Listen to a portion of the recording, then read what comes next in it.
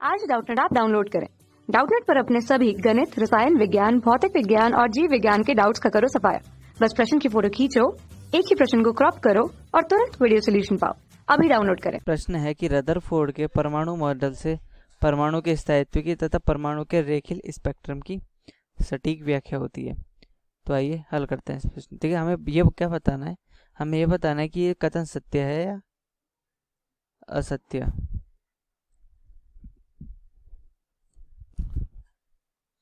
तो हमें रदरफोर्ड ने क्या बताया था। रदरफोर्ड के अनुसार कि जो नाभिक है यानी कि जो परमाणु है, परमाणु का जो सारा आवेश है यानी कि सारा धनावेश कहाँ पर होता है, सारा धनावेश गोल छोटे से केंद्र के अंदर होता है।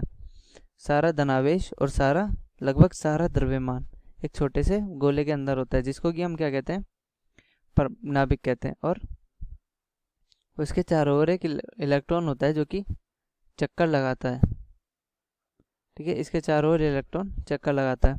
तो यदि हम यहाँ पे मैक्सवेल की विद्युत चुंबकीय सिद्धांत लगाए तो मैक्सवेल के अनुसार क्या था कि जो त्वरित आवेश है,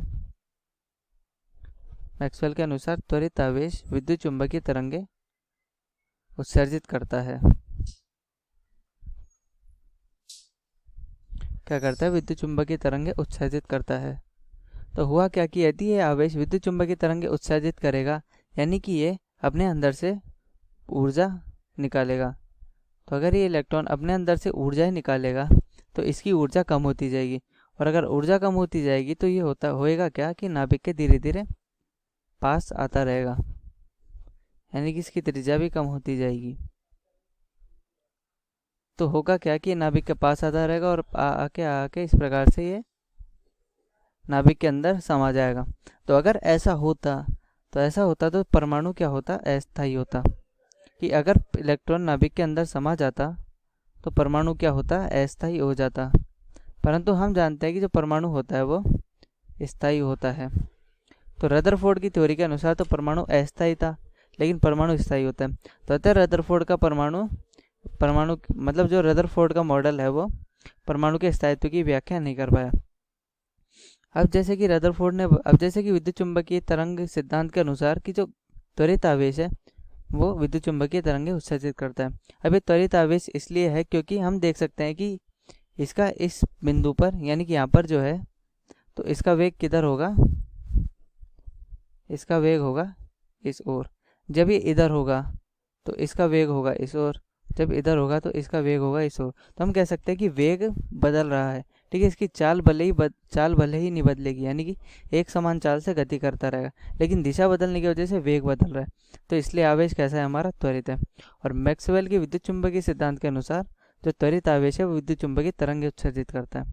तो इस हिसाब से उसकी त्रिज्या घटनी चाहिए। और अगर वो विद्युत चुंबकीय तरंगे उत्सर्जित करेगा तो होगा क्या कि यहाँ से हर एक सेकंड इलेक्ट्रॉन के अंदर से तरंगे निकलनी चाहिए, यानी कि हर एक सेकंड इलेक्ट्रॉन ऊर्जा उत्सर्जित करेगा।